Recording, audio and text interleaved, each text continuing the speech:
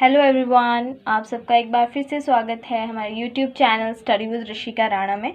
हम आज animal physiology का चैप्टर नंबर 1 का पार्ट 6 करेंगे। इससे पहले मैं पार्ट 5 करवा चुकी हूँ, 5 पार्ट करवा चुकी हूँ इस चैप्टर के, एनिमल टिश्यू के। और आई होप कि आपने मेरी वो सारी वीडियोज़ देखी होंगी। और अब आज मैं आपको पार्ट 6 करवाऊँगी एनिमल टिश्यू का। इससे पहले कि मैं आपको ये इम्पॉर्टेंट पॉइंट शुरू करूँ इस चैप्टर के, आप मेरी वीडियो को लाइक करें, इसे अपने सारे फ्रेंड्स के साथ एजुकेशनल ग्रुप्स में शेयर करें और मेरे चैनल को सब्सक्राइब करें। मेरी ये जितने भी पढ़ा रही हूँ ये सारा टीजीटी कमीशन और टैट मेडिकल एस्पिरेंट्स के लिए बहुत ज़्यादा इम्पॉर्टेंट है। और नीट एस्पिरेंट्स जितने भी बच्चे नीट की तैयारी कर रहे हैं उनमें बॉटनी और जूलॉजी के लिए बहुत ज़्यादा इम्पॉर्टेंट क्लासेस हैं। सो प्लीज़ अपने नोट्स भी साथ में बनाते रहिएगा। तो शुरू करते हैं आज के पार्ट 6 चैप्टर 1 के पार्ट 6 को। एनिमल टिश्यू है जिसका नाम चैप्टर का। सो इसके इम्पॉर्टेंट पॉइंट्स शुरू करते हैं। कनेक्टिव टिश्यू, इससे पहले हमने एनिमल टिश्यूज़ में एपिथेलियल टिश्यू, मस्कुलर टिश्यू पढ़ लिए। अब हम कनेक्टिव टिश्यू पढ़ रहे हैं। कनेक्टिव टिश्यू के फर्दर 3 पार्ट्स थे: connective tissue proper, skeletal tissue, vascular tissue. Connective tissue proper, skeletal tissue हमने कवर कर लिया है। वेस्कुलर टिश्यू हम पढ़ रहे हैं। Vascular tissue further divide into 2 parts: blood and lymph. Blood and lymph. So blood हमने लास्ट वीडियो मतलब 5th पार्ट में कवर किया था ब्लड की, और लिम्फ जो है इसे हम इस वीडियो में कवर करेंगे कि, और लिम्फ के फर्दर 2 पार्ट्स होते हैं, प्लाज्मा एंड ग्लूकोसाइड्स।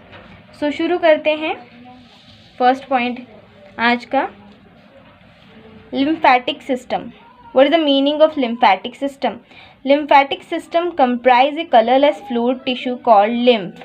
लिम्फैटिक हमारे जैसे सर्कुलेटरी सिस्टम होता है जिसमें ब्लड वेसल्स, ब्लड कैपिलरीज आती हैं, उसी तरह लिम्फैटिक सिस्टम भी है हमारी बॉडी में फंक्शन करता है, जिसमें एक नेटवर्क होता है। It is a network of fine channels, lymphatic capillaries, lymphatic vessels and pulsatile sac known as lymphatic heart.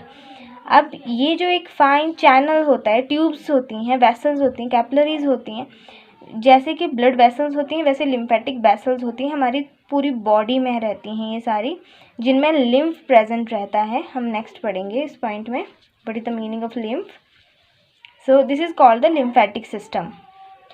So lymph heart.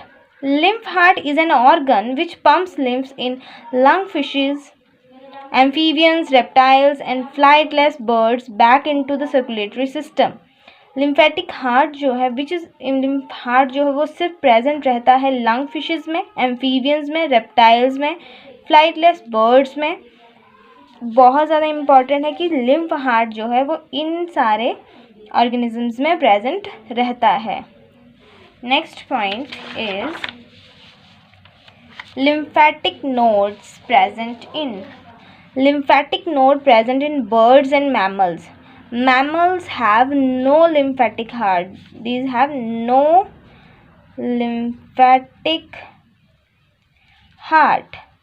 इनमें lymphatic heart present नहीं होता, इनमें present होते हैं lymphatic nodes. Next point is some structures of lymphatic system. Lymphatic system के कुछ structures हैं जिन्हें हम आगे स्टडी करेंगे: tonsils, adenoids, thymus, Peyer patches and spleen. These all are the organs of lymphatic system. Very important, हमें याद होने चाहिए कि which are the organs of lymphatic system. अब पढ़ते हैं what is the meaning of lymph. Lymph is a tissue fluid absorbed into the lymphatic capillaries from the intercellular space present between the tissue. Lymph एक fluid है which is absorbed by the lymphatic capillaries. Capillaries जो है वो इस fluid को absorb करती हैं जो टिश्यू के, 2 टिश्यूज़ के बीच में जो स्पेस प्रेजेंट रहता है उनकी सेल्स से। Cells creates this colorless fluid which is called the lymph. Lymph is a colorless fluid and it contains, lymph की composition क्या होती है कि lymph में क्या क्या present रहता है। very important, WBCs, white blood cells. White blood cells is the characteristic of lymph. Less calcium and phosphorus भी प्रेजेंट रहता है, यूरिया, अमाइनो एसिड्स, एंटीबॉडीज़, ये सारी ही कंपोजिशन है लिम्फ की। लिम्फ में ये सारी ही सब्सटेंसेस प्रेजेंट रहते हैं, मटेरियल्स प्रेजेंट रहते हैं। Next point is lymphatic capillaries. Lymphatic capillaries are wider than the blood capillaries. जो lymphatic capillaries होती हैं वो ज़्यादा बड़ी होती हैं blood capillaries के कंपैरिजन में। इम्पॉर्टेंट है। Largest lymphatic vessels, very important point. Largest lymphatic vessel, thoracic duct. Thoracic duct is the largest lymphatic vessels. It join with the subclavian vein and thus return lymph into the bloodstream. जो thoracic duct है वो subclavian vein से join करती है और lymph को दोबारा circulatory system में add करती है, bloodstream में डालती है, and thoracic duct is the largest lymphatic vessel. Next point is lymph capillaries found in all regions of the body except. जो lymph capillaries हैं, छोटी छोटी पतली पतली ट्यूब्स होती हैं जिन्हें हम कैपिलरीज कहते हैं। ये पतली पतली जो lymph capillaries हैं found in all regions of the body, ये हमारी सारी बॉडी में प्रेजेंट रहती हैं, but exceptions are there, except bone marrow, central nervous tissue and epidermis. इन 3 पार्ट्स में लिम्फेटिक कैपिलरीज प्रेजेंट नहीं होती हैं। इम्पॉर्टेंट है, ये याद रखनी है, अपने नोट्स बनाने हैं साथ में और इन चीज़ों को ज़रूर लिखना है। So next point is lymphatic vessel in intestine. अब ये मैंने आपको पिछली वीडियो में भी पढ़ाया था कि एक लिम्फ वेसल है जो इंटेस्टाइन में फ़ैट को ऑब्जॉर्ब करती है, उसे हम कहते हैं लैक्टियल। लैक्टियल lymphatic एक ऐसी वेसल है which absorb the fat which is in the form of chylomicron, so absorb fat content of the food. Important, lacteal vessel which is the lymphatic vessel which absorb the fat content of the food. So next point is valve are only present in valves. हमारी veins and lymphatic vessels, सिर्फ veins और lymphatic vessels ही हैं ऐसी जिनमें valves present रहते हैं। Valves जो हैं which help in one way flow of fluid. Valves are important one way flow of fluid. कोई भी एक ही डायरेक्शन में कोई भी आपका फ्लूइड फ्लो करें, इसलिए वॉल्व्स प्रेजेंट रहते हैं हमारी इन वेन्स में और लिम्फेटिक वेसल्स में, और ये सिर्फ वेन्स और लिम्फेटिक वेसल्स में ही प्रेजेंट रहते हैं। वॉल्व्स आर्टरीज में प्रेजेंट नहीं रहते हैं valves. Next point is blocking of lymph causes oedema. अगर हमारी लिम्फ वेसल्स में लिम्फ अगर कहीं ब्लॉक हो जाए तो उसमें ओइडमा प्रॉब्लम होती है। ये होती है कि हमारे हाथ पैर जो हैं फूल जाते हैं, इसे कहते हैं oedema. Tonsils and adenoids, these are the organs of lymphatic system located beneath the epithelial lining of the nasopharynx produce antibodies. ये प्रेजेंट रहते हैं epithelial lining of the nasopharynx produce antibodies, और ये एंटीबॉडीज़ प्रोड्यूस करते हैं ये जब antibodies तभी प्रोड्यूस करते हैं जब कोई foreign material, infected foreign material enter inside the body. Next lymphatic organ है thymus. Thymus is the large organ in the young animals but becomes much smaller in the adults. Thymus एक gland भी है. Thymus is a gland which is a lymphatic gland, or we can say it a lymphatic gland.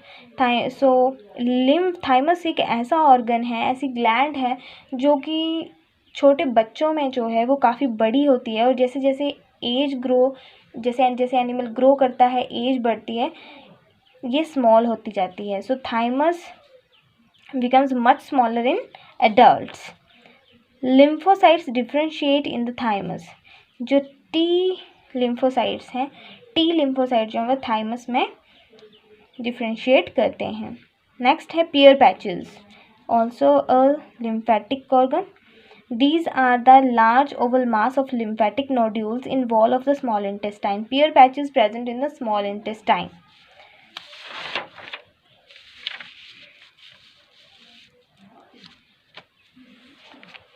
(30 to 40 pear patches in man. Human intestine में 30 से 40 Peyer patches present रहते हैं.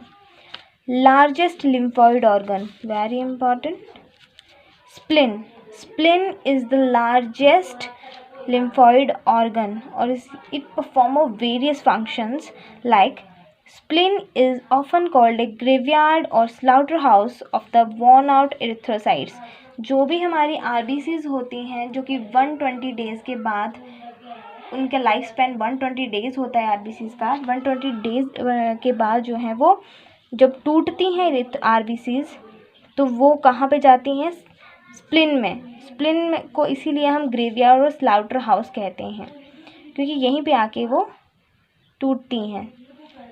Spleen also stores RBCs and released into blood when needed. So spleen also called blood bank of the body.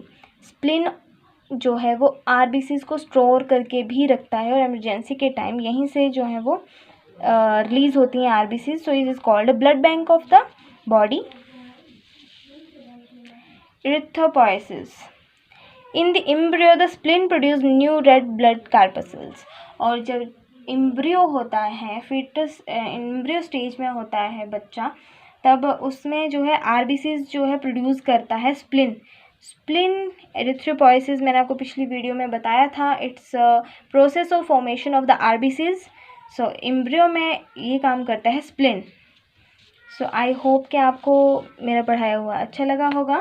सो मेरी video को like करें, मेरे इस video को ज़्यादा से ज़्यादा शेयर करें, मेरे चैनल को सब्सक्राइब करें और प्लीज़ अपने कमेंट ज़रूर दीजिएगा कि आपको वीडियो कैसी लगी. अगर कोई भी डाउट हो तो आप पूछ सकते हैं मेरी इस वीडियो के रिगार्डिंग. सो आप जो है वो अपने नोट्स भी साथ साथ में बनाइए ताकि आपको ये आगे हेल्प करें. So thank you and have a nice day.